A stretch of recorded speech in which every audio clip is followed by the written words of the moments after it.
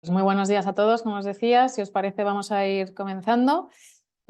Como ya sabéis, hoy vamos a hablar de renta fija con nuestro responsable del departamento de renta fija, Luis Merino, al que sobradamente conocéis. Hoy trataremos, bueno, pues cuáles son las claves para seguir generando valor a lo largo de 2025, tras un buen 2024. Vamos a analizar pues lo que sucedió sobre todo en el último trimestre.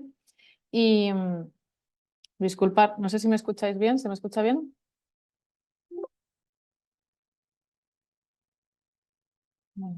Bueno, es que me ha escrito y todo. Y volvemos un poco.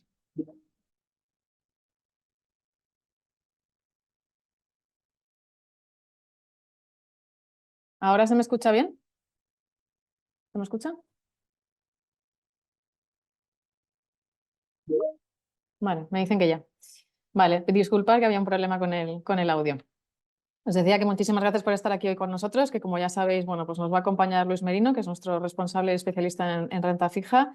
Hablaremos de, bueno, pues nuestras perspectivas y nuestra visión de mercado para este 2025 y bueno, que lo que ha sucedido en 2024, que aunque ya lo sabemos, pues analizaremos un poquito, ¿no?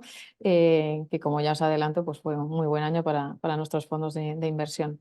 Así que vamos a ir comenzando. Aquí, bueno, como ya sabéis, para las nuevas caras, yo me presento, soy Beatriz Franganillo, responsable de desarrollo de negocio institucional en la gestora, en Santa Lucía Asset Management. Y aquí tenéis una cajita para enviarnos todas las preguntas que os surjan. Nosotros encantados por nuestra parte y así hacemos este webinar que sea más dinámico, ¿no? Y aprovechamos que, bueno, pues les robamos esta horita a Luis. Así que por nuestra parte, felices de recibir vuestras preguntas. Como os digo, podéis escribirlas en esa cajita de preguntas y respuestas y las iremos dando respuesta a lo largo del webinar y también al final, si os van surgiendo preguntas. Aquí simplemente comentaros unas líneas sobre quiénes somos, aunque como digo ya la gran mayoría nos conocéis, bueno, también tenemos caras nuevas hoy. Somos Santa Lucía Asset Management, pertenecemos al grupo Santa Lucía.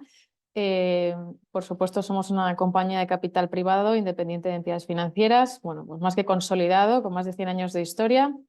Y ahí tenéis pues el volumen tanto en activos totales como en ingresos, ¿no? Y los ratios de solvencia como un grupo asegurador, bueno, pues que nos destaca, ¿no? Y rating single A por Fitch. Abajo a la izquierda tenéis todas las compañías que formamos parte del grupo. Nosotros estamos dentro del negocio de gestión de activos, como os podéis imaginar. Y estos son los 4 pilares, tenéis a la derecha, que forman parte del grupo como tal, ¿no? Y en cuanto a nuestra historia como gestora, bueno, pues decimos y nos gusta decir que llevamos más de 100 años gestionando, sobre todo en el área de renta fija, porque nacemos, bueno, pues hace ya más de 100 años. En el año 2015 el grupo quiere dar un paso dentro del mundo de la gestión de activos y, bueno, pues se desembarca en el negocio con la compra de Alfa Plus Gestora, que era una compañía una de gestión de fondos que gestionaba un volumen, bueno, pues en torno a 150 200 millones de euros, pero una que casaba mucho la filosofía tradicional de la gestora con lo que era el grupo Santa Lucía, con lo cual, bueno, pues se produce esa compra y luego ya en el 2017 se da una tormenta perfecta en el que el grupo Aviva, tanto gestión como pensiones, se quiere marchar de España por un tema estratégico y Santa Lucía compra esas áreas de negocio, ¿no? Y se integran estas dos compras y en el 2018 pues nacemos como Santa Lucía Asset Management, pero veréis que hay productos, bueno, pues que vienen previamente, ¿no? De esas dos gestoras que luego se fusionan. A nivel de volumen, gestionamos en torno a unos 4.600 millones de euros. De ahí gestionamos tantos fondos de inversión como planes de pensiones.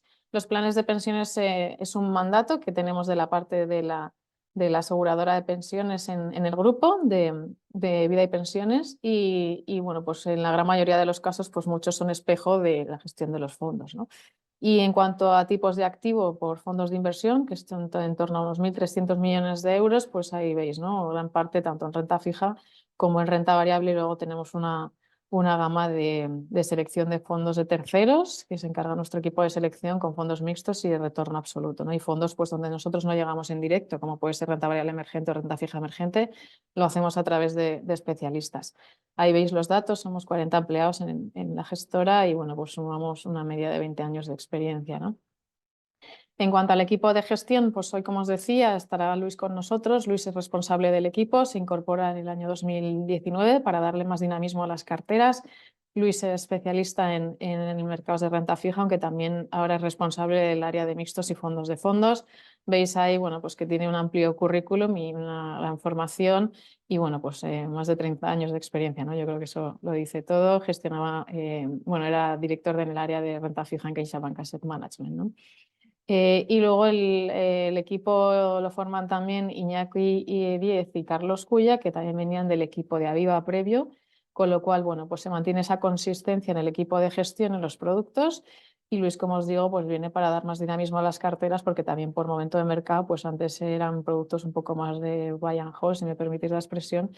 Y como os digo, pues con Luis se hace, bueno, se lleva más a cabo esa gestión activa que hacemos a día de hoy, ¿no? Y en cuanto, bueno, pues a mercados, hoy, como os digo, os voy a pasar con Luis, no le robo más tiempo. Y luego al final de la presentación, pues retomaremos un poquito para actualizar las estrategias y el comportamiento de los productos. Muy buenos días, Muchas Luis. gracias, Bea. Muchas gracias a todos por vuestro tiempo. Vamos a comentar un poco, hoy nos vamos a centrar en renta fija y vamos a ver un poco cuáles son nuestras visiones con todo el tema que hay, todo el ruido de Trump, toda la incertidumbre de políticas monetarias. Precisamente esta semana tenemos la Fed mañana, Banco Central Europeo jueves. O sea, yo creo que es un buen momento para repasar cómo vemos el mundo de la renta fija, cuáles son nuestras visiones de tipos, etcétera. Entonces, bueno, todos conocemos ya lo que ha pasado el año pasado, buenas rentabilidades en general, en parte apoyadas por las propias bajadas de tipos que ya se empezaron a cristalizar y en parte, pues bueno, por un contexto macroeconómico donde, como sabéis, se evita la recesión y donde, bueno, pues el contexto no es nada malo para mercados financieros, ¿no? El tema de Trump al final es lo que está marcando ahora mismo el devenir de los mercados. Entonces, un poco, ¿cómo vemos nosotros un poco el tema? En primer lugar, de las cosas que ha anunciado es probable que haga muchas menos de las que ha dicho. Eso por un lado, ¿no? Es verdad que ya con la sola intervención verbal que lleva haciendo meses antes de su victoria, pues ya el mercado se ha ido reposicionando muchísimos. La geopolítica mundial se ha ido reposicionando y ya ha tenido impacto incluso sin haber hecho nada. Realmente aranceles, a pesar de todas las medidas que ha hecho, todavía no ha implementado de facto, pero ya está habiendo un reposicionamiento en ámbito geopolítico, en ámbito de defensa, en muchos ámbitos. Entonces, por un lado, esa yo creo que es una idea importante. Es decir, oye, ya tenemos experiencia de su primer mandato, donde, bueno, muchas de las cosas que anuncia luego las va modulando, las va matizando. ¿Por qué? Por el impacto, daños colaterales que existen en esas medidas. En segundo lugar, también hay que analizar el tema de los aranceles. Aquí ha habido mucho debate, hemos tenido debate interno, debate en literatura económica, analistas, aquí hay muchísimo ruido. Realmente es verdad que la imposición de aranceles en Estados Unidos puede ser inflacionista. Las otras medidas también, como digamos por el tema de la inmigración, también puede ser inflacionista porque vas a tener menos mano de obra barata. ¿Vale? Eso es, yo creo, innegable. Lo que pasa es que también tienes un efecto disruptivo en las cadenas de producción que tiene efectos inciertos. Es decir, yo no tengo tan claro al final del día el impacto final de todas estas medidas de manera conjunta.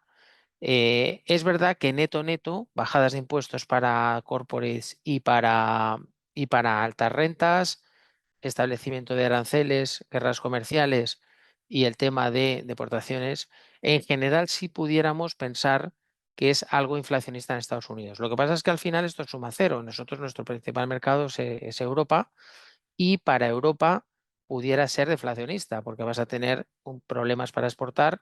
Alemania ya tiene suficientes problemas, lleva 2 años en recesión, aunque ligera, pero en recesión, y es su principal mercado exportador. Entonces, al final, para la economía de la eurozona, probablemente tenga un impacto negativo económico y, por lo tanto, desinflacionista. Por lo tanto, a nivel global me cuesta ver que las inflaciones a nivel global, con toda esta guerra comercial anunciada, tengan un impacto significativo. Pero sí que es verdad, por zonas geográficas, podemos ver cómo en Europa pues, va a tener este impacto, ¿no?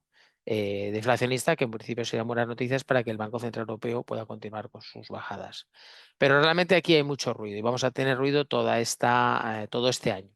Entonces, el panorama de fondo en la eurozona es un panorama de fondo de debilidad. Alemania y Francia tienen problemas serios estructurales. Adicionalmente, hay más presión por parte de Trump para gasto en defensa, para tema de aranceles que hemos comentado, etcétera. Entonces, Alemania realmente sufre un cambio de modelo productivo tras la guerra de Ucrania, del cual todavía no ha sido capaz de salir, de redefinir su modelo productivo. Se basaba en gas barato ruso, ahora tiene que importar gas más caro y además la guerra del coche eléctrico, pues claramente China le está ganando cuota de mercado y tiene un problema de redefinir y de la reconversión industrial de toda su industria del automóvil. Eso está generando anuncios de despidos, cierre de fábricas y un problema social, ¿no? Eh, Francia, por el contrario, tiene también sus propios problemas. O sea, es decir, la inacción política en Francia, pues también está haciendo, no pueden hacer elecciones en el próximo año y hay mucha incertidumbre política. Entonces, por diferentes motivos, los dos principales países de la eurozona pues está mostrando o van a mostrar debilidad. Por lo tanto, yo creo que el panorama de fondo es verdad que España, por el tema de turismo y servicios, está creciendo más, pero neto, yo creo que la economía europea afronta unos retos significativos y más aún con la llegada de Trump, ¿no? Entonces, el propio Banco Central Europeo, en su última revisión de diciembre, pues nos dio algo de color, ¿no? Por un lado, aquí tenemos las revisiones, o sea, los datos de septiembre y la revisión de diciembre de inflación, por un lado, luego mostraremos crecimiento. Entonces, por el lado de inflación, el Banco Central Europeo es bastante optimista respecto a que la inflación dentro de 1 o 2 años va a llegar al 2%, tanto en headline como en subyacente. Por lo tanto, y nosotros un poco compartimos. Es verdad que hemos estado muchos años criticando al Banco Central Europeo por su inacción, etcétera, pero en este momento creemos que los bancos centrales en general han hecho un buen trabajo y que han logrado controlar la inflación. Es verdad que la última milla, hasta el 2%, pues puede tardar algo más, sobre todo si quitas IVAs, si el precio del crudo y gas repunta, vas a tener algo de ruido, pero podemos afirmar que la batalla contra la inflación bueno, pues se ha ganado. Entonces, seguimos viendo, luego veremos Banco Central Europeo bajando tipos tan pronto como este jueves, hasta un terminal rate del 2% para finales de este año. Con lo cual, aquí un poco la hoja de ruta sigue siendo un mar de fondo favorable para tipos de interés y para la renta fija, de fondo, ¿no? Por el lado de crecimiento, como decimos, debilidad. Fijaros aquí las barras azules, que es la última revisión de crecimiento del Banco Central Europeo con respecto a las de septiembre, que son las blancas, pues todas son a la baja. Lógico, ¿no? Porque como decimos, Europa ya antes de Trump tenía un panorama bastante sombrío y después de Trump yo creo que más. Es decir, el panorama no es nada claro, Europa está en shock, tiene que redefinir sus acuerdos comerciales, es verdad que ha hecho un acercamiento a Mercosur, pero tenemos muchos problemas porque Francia se opone la importación de productos agrícolas, el gasto en defensa se está apretando las tuercas por parte de la OTAN, etcétera, etcétera. O sea que Europa en general está afrontando retos significativos.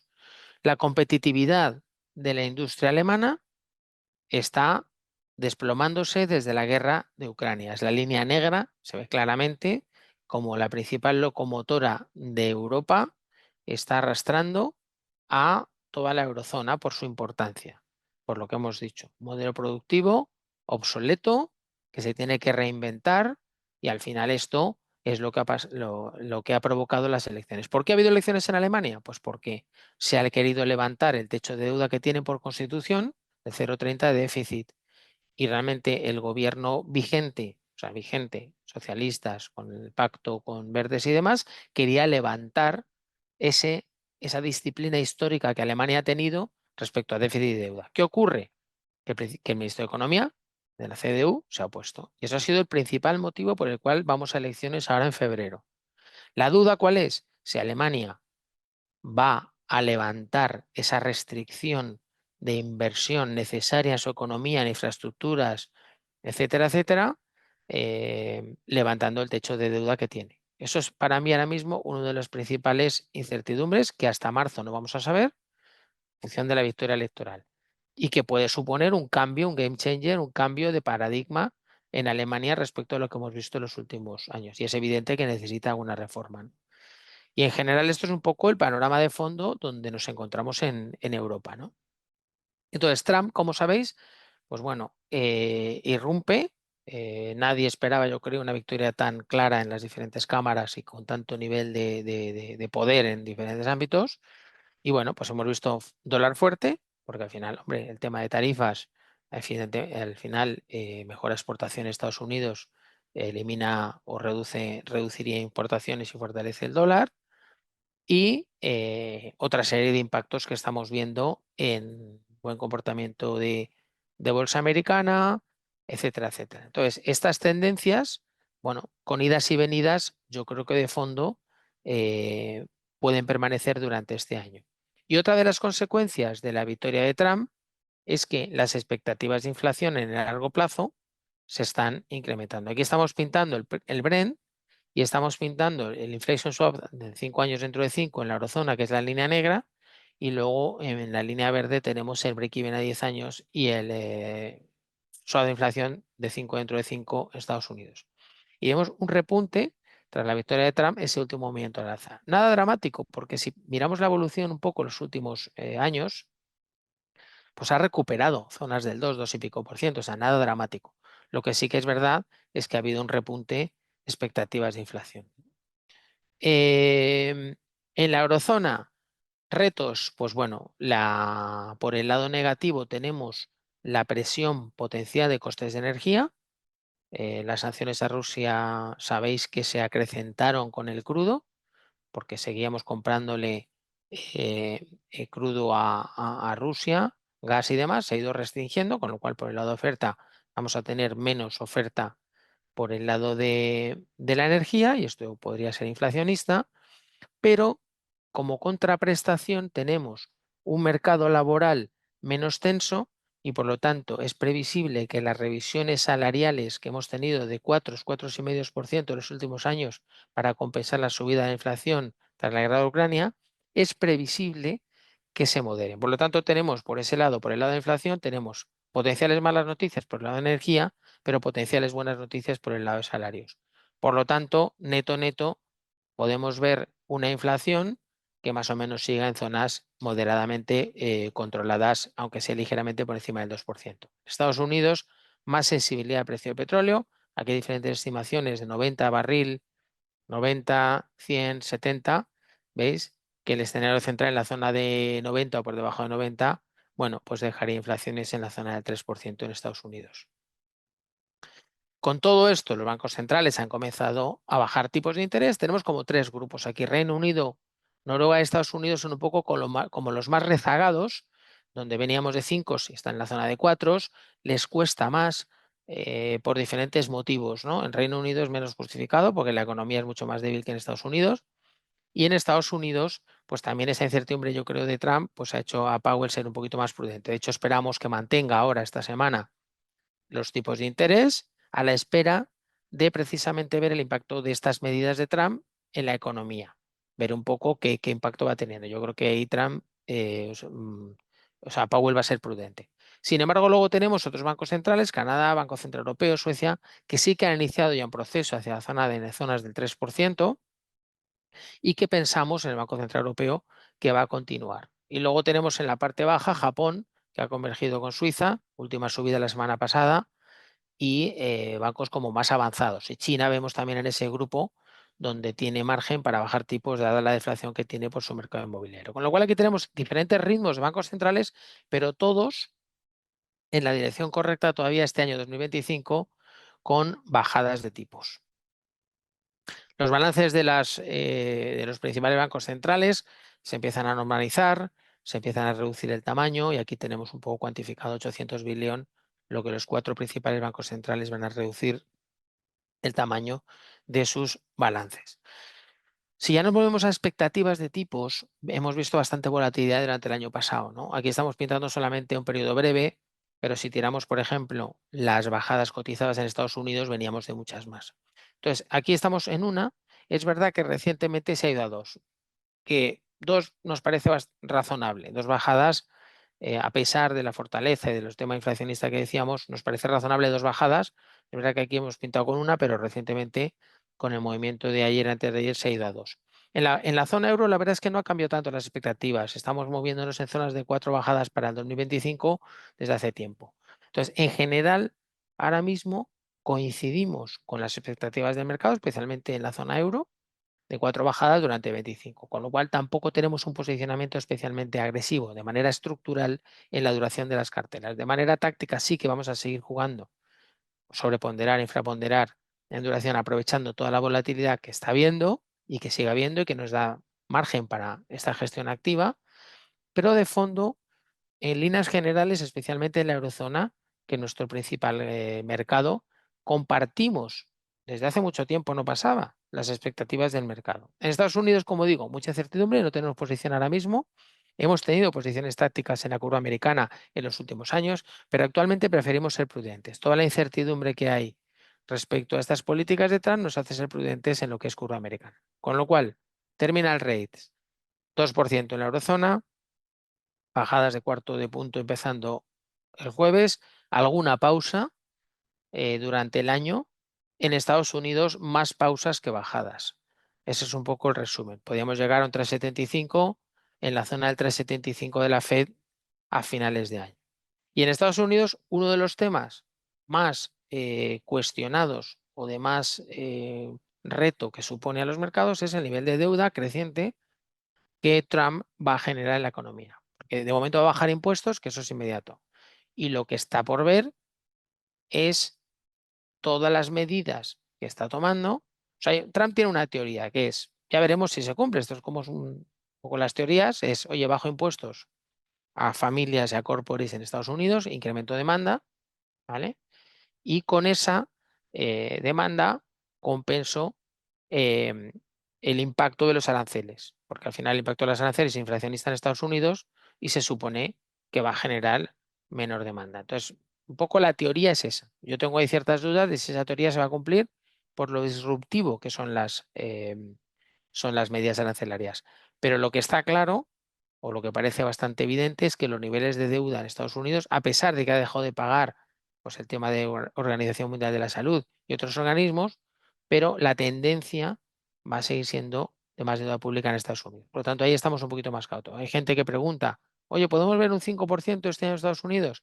Yo no lo descarto. O sea, yo ahora mismo no tengo una posición claramente curva americana, como hemos tenido en otros momentos, en el 10, en el 5, en el 2, de manera táctica, no tenemos por qué jugar ese mercado, no forma parte de nuestro universo inversor, no forma parte de nuestros benchmarks. Por lo tanto, ahora mismo estamos fuera. Por el lado de pendientes, las buenas noticias es que hemos normalizado después de muchos años las pendientes, con lo cual hemos vuelto a un sitio donde 40 puntos básicos nos parece una zona razonable. No significa que pueda haber ruido y pueda haber incrementos de pendiente. Lo que significa es que el boom ha pasado del 2 al 2,60 y que eso nos ha llevado a que nuestro posicionamiento en tramos largos lo hemos neutralizado. Después de hace muchos años que estábamos con esa bala, con esa pólvora seca en tramos largos, decíamos, oye, pues vamos a esperar repuntes, vamos a esperar repuntes. Bueno, pues ya estamos ahí. Es decir, ahora mismo hemos comprado en primario este año, que la verdad es que ha habido un primario muy activo y hemos completado con Bunds. Ese tramo largo lo hemos neutralizado. Y ahora mismo estamos cómodos ahí. ¿Por qué? Porque la pendiente ya es una cosa más razonable que cuando estábamos terreno negativo tantos años y en la zona de cero durante los años posteriores. Por lo tanto, por ese lado sí que ha habido un cambio estructural. Por el lado de países, el año pasado hemos estado sobreponderados en Francia, sobreponderados en Italia, perdón, y infraponderados en Francia. Nos ha dado grandes alegrías y mantenemos ese posicionamiento para 2025. Italia está haciendo delivery. Italia está haciendo, aquí a la izquierda está mostrado, un esfuerzo fiscal por cumplir el déficit del 3% que te manda la Unión Europea, sin hacer mucho ruido, sin que salgan los titulares, pero está haciendo los deberes. Francia, por el contrario, no solamente no ha hecho los deberes durante todos estos años, sino que el bloqueo actual del gobierno impide realizar esos 60 billones de ajustes necesarios para su economía. Y además, cuando intenta hacer ajustes, como es el tema de pensiones, se le echa al país encima con huelgas y demás. Con lo cual, por un lado, socialmente, ha sido incapaz Macron durante todos estos años de llevar a cabo reformas necesarias, y en el plano político es incapaz de llegar a consensos para evitar la situación de deterioro fiscal. No va a llegar al 3% hasta por lo menos el 2029. Vamos a tener un déficit cercano al 7% para este año o 6%, y nos va a costar mucho a Francia llegar a ese objetivo del 3%. Por lo tanto, vemos downgrades en Francia, mantenemos infraponderación en Francia. Es verdad, y esto nos ha dado grandes alegrías y creemos que va a seguir dándolas. Es verdad que la prima de riesgo francesa ha estado bastante estable, no ha habido una ampliación de estrés o ha habido, pero también es verdad que, bueno, pues el ahorro doméstico francés soporta un poco todo el papel, ¿no? Pero creemos que el riesgo de refinanciación es elevado. Hemos cerrado algo el corto en Francia a través de cobros franceses que se han emitido recientemente a spreads muy atractivos en términos históricos, sí que es un papel triple A normalmente, y que lo vemos menos vulnerable que el propio soberano, en caso de downgrade que esperamos. En Italia yo no descarto algún outlook positivo, incluso upgrades en el futuro próximo por parte de las agencias de rating. Aquí mostramos el retorno por países de los índices de soberanos desde principios de 2024, donde se ve claramente terreno negativo Francia-Alemania y Italia claramente en terreno positivo. Es decir, al final tú haber estado en Italia te ha dado más retorno, más carry, y seguimos positivos ahí con la prima de riesgo por encima de 100, zona de 100 de Italia para este año. Si vamos un poco a primas de riesgo, pues lo que hemos visto es que en Alemania quizá esa duda respecto a si va a cambiar su disciplina fiscal, lo que ha hecho es que todas las primas periféricas en general han estrechado contra Alemania. Entonces, Portugal, España, incluso Francia, que ha estado un poco presionada por el tema político, no lo ha hecho tan mal. Entonces, aquí estamos también pintando lo que es el spread de un Treasury que se fue a niveles de 2,30, ha vuelto a la zona de 200, pero ahí, como digo, de momento no estamos entrando. Y los swap spreads al final están en la zona de mínimos históricos en el 30 años, o sea, nunca hemos visto un swap spread en 50 puntos básicos negativo en la historia del euro, esto es algo único, y luego en el tramo de 10 años está en terreno negativo. La consecuencia de esto, ¿qué es? Que el valor relativo de gobiernos respecto a todo lo demás, estamos en el mejor momento desde hace muchos años. Es decir, gobiernos en general nos gustan con respecto a crédito. Entonces, de haber tenido carteras muy ponderadas en crédito, hemos ido a una neutralización, a un equilibrio mayor donde tenemos un poquito más de duración en crédito que en gobierno, perdón, en gobiernos que en crédito. Y además ese crédito es también de mayor calidad, mejor rating y más liquidez. Aquí es otra manera de verlo. Es decir, aquí estamos pintando el Bund a 5 años, en la zona de 2,40, y estamos pintando el spread de la deuda investment grade en euros. Por lo tanto, aquí vemos otra manera de expresar el valor relativo, no solamente contra la curva swap, gobierno alemán contra la curva swap, sino lo que son los spreads. Los spreads los vemos soportados, tranquilos, estables. El año pasado ha habido una estabilidad tremenda en el mundo de crédito, pero no vemos que tengan un valor relativo especial con respecto a lo que serían activos de máxima calidad. Por lo tanto, es lo que explica que hemos incrementado cover bonds y hemos incrementado activos de calidad. Lo que vemos especialmente caro es el crédito americano. Y estamos pintando spreads americanos con respecto a tesoro en niveles mínimos históricos.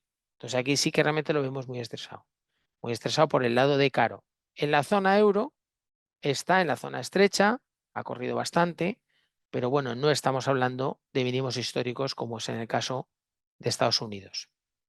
Y luego ya si vamos a desgloses de la cartera de renta fija por rating, vemos un gran estrechamiento del papel triple B, vemos ahí la línea negra, triple B menos A, desde los últimos años ha corrido muchísimo. En el momento que hay un mercado alcista, bajadas de tipos, pues siempre hay sets for yield que empuja pues, a todo el mundo a irse escalones más de riesgo. Ahora mismo vemos especialmente caro la zona triple B lo vemos carete, single A no está caro en términos históricos y la zona doble A pues prácticamente no paga con respecto a triple A, con lo cual ahí ese segmento también estaría caro. Es verdad que ahí tenemos pocos bonos corporativos donde podemos elegir. Y luego si vamos ya un poco a desglose por clases de activos, nosotros seguimos ponderados en el sector bancario, nos da grandes alegrías, especialmente después del estrés de Credit Suisse y Silicon Valley, que es un sector donde hemos estado muy sobreponderados, los bancos españoles han ido muy bien, ha habido upgrades masivos, es decir, es algo que seguimos ahí, pero que efectivamente ya el recorrido adicional a futuro va a ser mucho menor.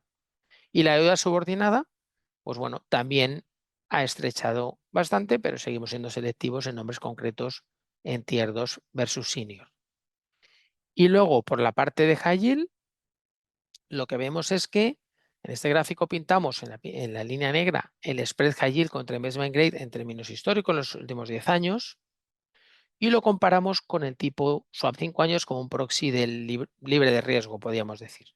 Entonces, lo que vemos es que durante la última década, pues sí que ha habido en torno a 8 o 9 años, donde claramente con los tipos negativos o próximos a cero, de los que es activos de calidad AAA, pues representados por la curva swap, claramente había una necesidad de buscar carry y buscar yield en activos como es el high yield. Y es verdad que ha ido muy bien. Los últimos 2 o 3 años el high yield ha ido excepcionalmente bien. Nosotros hemos estado neutrales ahí, seguimos neutrales, es decir, hemos participado. Pero hay que dejar claro que nuestros mandatos en los fondos son investment grade, euro aggregate. Lo que pasa es que tenemos un margen para incorporar high yield de manera selectiva, principalmente con bancos periféricos o subordinados o con carteras diversificadas, no con nombres inferiores a single B, son muy centrados en high yield de calidad. Es decir, complementamos nuestra cartera de investment grade, nuestros fondos, con high yield, pero no somos fondos de high yield, ¿vale? Entonces, aquí la conclusión, ¿cuál es? Que los activos de calidad representados por la curva SOA 5 años, donde puedo comprar un cover bond a AAA en zonas muy similares o incluso pagando en la parte francesa 50, 60 o 70 puntos básicos adicionales, compara muy bien con el spread adicional que me paga el high yield versus investment grade, que son en torno a 200 puntos básicos. Claro que pierdo spread, claro que pierdo carry cuando paso de high yield investment grade, eso es una obviedad. Mi punto es que el carry que pierdo por no estar en high yield es el menor de los últimos años. Por lo tanto, no estoy especialmente preocupado por no tener una exposición agresiva en high yield en los fondos. Y como resumen, antes de pasar un poco a producto, bueno, nos van entrando preguntas por aquí. Sí, Luis, nos preguntaban a nivel, bueno, spreads en cuanto a diferenciales en sectores, en qué sectores estamos más positivos dentro del corporate y en la deuda pública en qué países. Buena pregunta. Es verdad que aquí no he traído la slide sectorial que a veces traemos, ¿no? Pero la slide sectorial sería un spread brutal de los bancos hace 2 años, coincidiendo, como he comentado, con Credit Suisse y Silicon Valley. Ahí los bancos estaban pagando 100 puntos básicos por encima del resto de sectores. Era una oportunidad histórica para tener bancos versus corporates, ¿vale? Desafortunadamente, eso ha convergido. O sea, ahora mismo nos encontramos donde todos los spreads de todos los sectores han convergido bastante. O sea, estamos ahí en un pelotón bastante apretado. Con lo cual, no, por eso no la he traído aquí, porque no tenemos unos diferenciales muy diferentes, unas divergencias entre los diferentes sectores. Seguimos cómodos con bancos, ¿por qué? Porque están muy regulados, están muy capitalizados, no se ha notado incremento de morosidad a pesar de las subidas de tipos del año 23, estamos muy cómodos con esos fundamentales y por lo tanto seguimos sobreponderados en bancos. Lo que pasa es que ahí la matización es lo que estaba comentando. Tú puedes tener sobreponderación en bancos y tener AT1s, tener Tier 2, tener Senior No Preferred, tener Senior Preferred o tener Cover Bond. Es decir, los bancos te ofrecen un catálogo de subordinación, como sabéis, muy amplio y nada dice estar sobreponderados en bancos si no expresas luego esa segunda derivada de en qué bonos bancarios estás. Entonces, como digo, nosotros hemos ido migrando en la estructura de capital de los bancos desde la parte subordinada y senior que seguimos teniendo, nombres que nos gustan, estamos cómodos, hacia cover bonds, que siguen siendo bancos, pero es un proxy de rates, es un proxy de tipos, un proxy de deuda, es un proxy de activos de máxima calidad. Por lo tanto, por resumir, seguimos positivos en bancos, pero el sesgo que tenemos en las carteras bancarias actualmente es muy conservador, o más, o vamos a decir, o más conservador de lo que ha sido en los últimos años. Porque el relative value que ofrece, como digo, ese triple A vinculado a ese swap 5 años que estamos pintando ahí, es muy competitivo con el resto de clases de activo en renta fija. Y por lo tanto, si realmente no me diferencia mucho tener calidad o no tenerla, pues prefiero tener más calidad. Pues muchas gracias. Y fuera del sector financiero, ¿en qué sectores hay más posición? Tenemos posición en algo de utilities y telecoms, ¿vale? Es decir, ahí son sectores que se benefician, especialmente utilities, de bajadas de tipos de interés, es decir, hay una sensibilidad favorable, y telecoms como un sector defensivo. Sector de automóvil, que ha sufrido bastante, hemos estado bastante fuera. Es verdad que en plazos cortos pues tenemos nombres como Volkswagen o BMW o Volvo, nombres de calidad en plazos cortos. Pero es verdad que en tema de autos, afortunadamente hemos estado muy fuera porque esta reconversión industrial que hablábamos, lo que ha llevado es a necesidades de CAPEX elevadas en la industria del automóvil, pérdida de cuota de mercado en favor de China y por lo tanto bastantes retos para las grandes automovilísticas europeas. Y ahí hemos estado bastante cautos. Entonces, bueno, por resumir, utilities telecoms, además de bancos.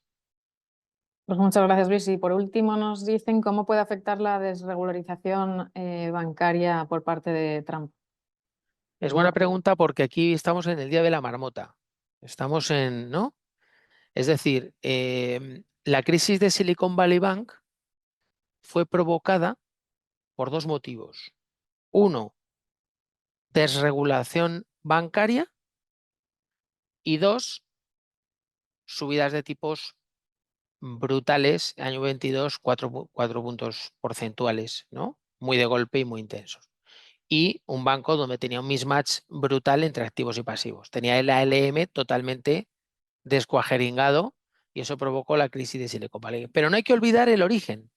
El origen de Silicon Valley es que Trump, con la ayuda de Powell, que ya se nos ha olvidado, pero estaba todavía, relajó las necesidades de matching de activos y pasivos, lo que es en lo que en Europa es el NSFR, Net Stable Funding Ratio, que es el equilibrio de activos y pasivos de tu balance, que todas las aseguradoras, si alguna está por aquí, pues conoce perfectamente el ALM, tener un matching de activos y pasivos. En los bancos europeos, como sabéis, en Basilea 3, pues hay un ratio que es el NSFR, que lo que hace es que tú estés macheado en duraciones de tu cartera. Porque claro, Silicon Valley Bank tenía deuda. Decía, no, yo tengo deuda pública, yo no tengo riesgo de crédito. Sí, pero usted tiene un mismatch brutal en su balance y cuando han subido tipos ha cascado, ¿no?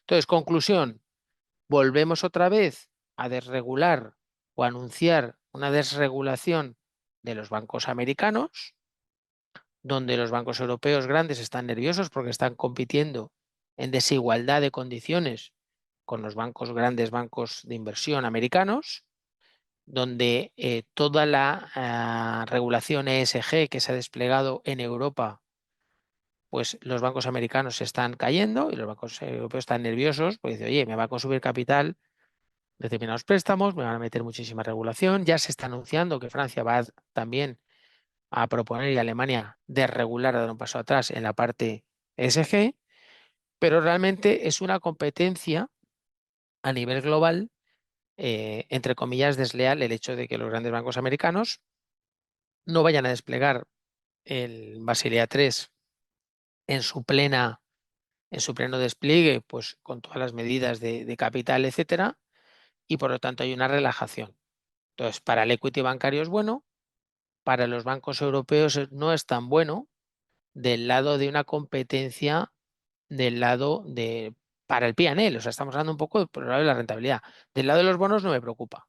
No me preocupa porque al final hay un asset quality bueno, hay unos ratios de capital buenos, el lado de expected loss y solvencia de los bonos no se ve afectado. Es más un tema, yo creo, de equity que de renta fija. Yo estoy muy tranquilo con los bancos europeos por el lado de, aunque haya una competencia porque bancos americanos tienen menos requisitos. Por el lado de renta fija es buena la regulación, porque al final yo como bonista, cuanto más capital le pidas, mejor. Otra cosa es el equity. El equity no está nada contento porque el ROE se te desploma. Pero yo veo del lado del bonista que le pidan más capital a los bancos europeos, Tienes pues más seguridad legal, ¿no? correcto, o sea, son buenas noticias. Pues muchísimas gracias, Luis. A ver si se van animando las preguntas. Te dejamos terminar, que yo creo que quedaban a Bueno, pues entonces simplemente por resumir, y ya te doy paso a Bea un poco a la parte ya de quizá un poco de estrategias. Simplemente lo que hemos dicho es, tácticamente estamos sobreponderados en duración, pero ¿por qué ha repuntado del 2 al 2,60? En un mes es mucho y por lo tanto hemos reposicionado. Mañana mismo o dentro de un mes podemos tácticamente otra vez plegar velas si el boom vuelve otra vez a niveles de 2, 2,20, 2,25. Entonces ahora estamos, como digo, sobreponderados, neutrales entramos largos después de mucho tiempo con el incremento de pendientes y luego en países, como decimos, sobreponderados en Italia, infraponderados en Francia. Hemos hablado un poco de España, pero bueno, España hemos comprado algo de deuda pública el año pasado y tenemos sobre todo exposición vía bancos, pero a los spreads actuales tampoco vemos un especial valor. Lo que pasa es verdad que es un sitio donde la gente está cómodo como punto central, ¿no? Hay algunos que dicen que España es la nueva semicore, que Francia es la nueva semiperiferia. Bueno, pero al final vamos a una convergencia. Nosotros preferimos jugar esa convergencia con Italia. Y como hemos dicho en crédito, pues tenemos un posicionamiento más equilibrado con gobiernos y algo más positivos en financieros que en no financieros. Y te doy la palabra si no hay más preguntas. No sé si tenemos más preguntas. Nos ha llegado una más.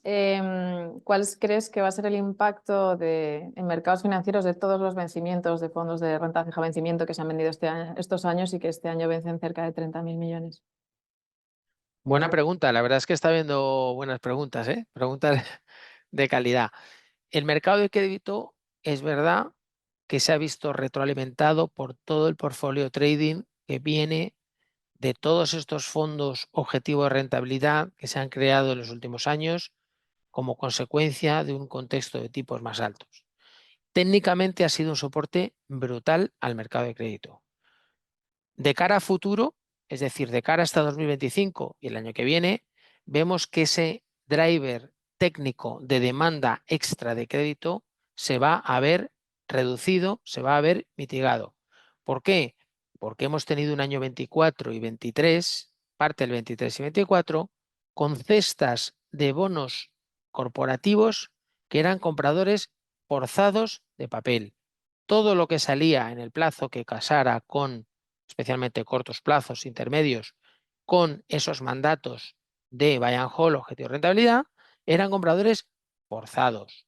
Y cuando hay en el mercado compradores forzados, lo que pasa es que todo estrecha y que no se diferencia adecuadamente la calidad de los diferentes emisores, como hemos mostrado antes con los ratings. Es decir, la gente triple B compra todo lo que sale en triple B. Y lo hemos puesto antes que ha estrechado. Entonces, eso nos hace estar con un sesgo algo cautos, porque cuando todo esos fondos venzan y estemos en un contexto de 2% en vez de 4%, tengo serias dudas de si se va a rolar al 2%.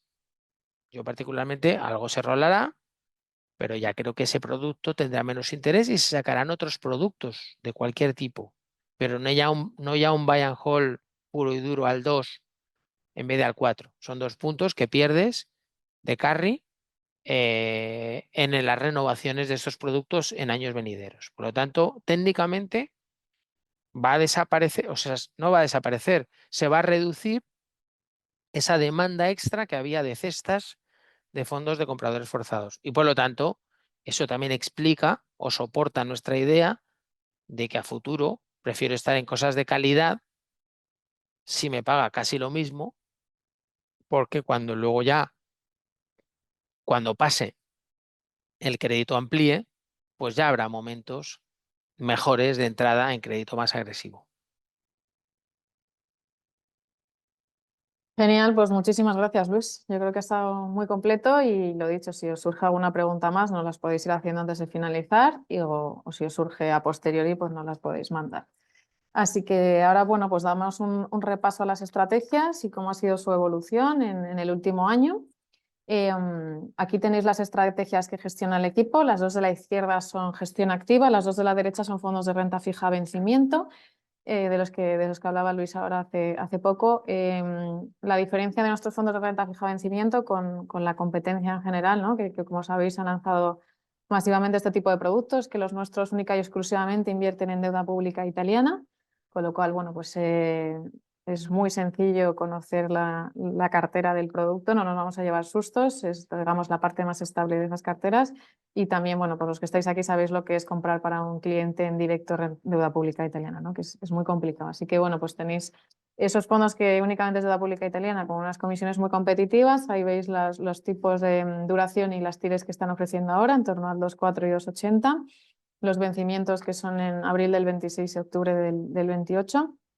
Y lo bueno o lo diferencial de estos productos es que no se cierran hasta vencimiento, es decir, no hay periodos de comercialización ni de acopio. Estos fondos están abiertos hasta vencimiento y el partícipe entra el día que desea entrar a la tira estimada que esté dando el mercado en ese momento, ¿no? Y luego, bueno, pues por otro lado, los dos fondos donde realmente aporta valor el equipo de gestión es en renta fija a corto plazo y renta fija. Son fondos total aggregate que, como ha comentado Luis, tanto en deuda pública como corporativa.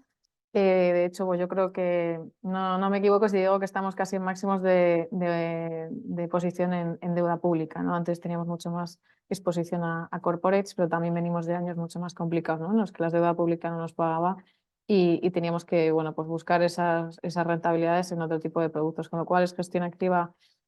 Como os digo, la diferencia entre ambos es, por ahí veis que es el rango de duración, en corto plazo hasta 12 meses. Normalmente, bueno, pues ahí la duración aporta menos a la cartera y realmente lo que aporta rentabilidad a la cartera es esa selección del crédito que hace el equipo. Y ahí veis la TIR de la cartera a día de hoy, están cerca de un 3%, esa es la TIR bruta. Y luego Santa Lucía Renta Fija, que tiene mucha más capacidad de generar rentabilidad con apuestas en base a duración, tiene una capacidad por folleto de 0 hasta 8 años, pero os adelanto también que nunca hemos estado en ese rango tan alto. Ahora mismo pues estamos positivos y estamos en torno a un 4,30 de duración, ¿vale? Como os decía Luis al principio. Con lo cual, bueno, pues ahí normalmente solemos estar entre neutrales, un poquito por la banda de arriba, más positivos o más negativos, pero no llegamos a esos 8 años que están ahí, ¿no?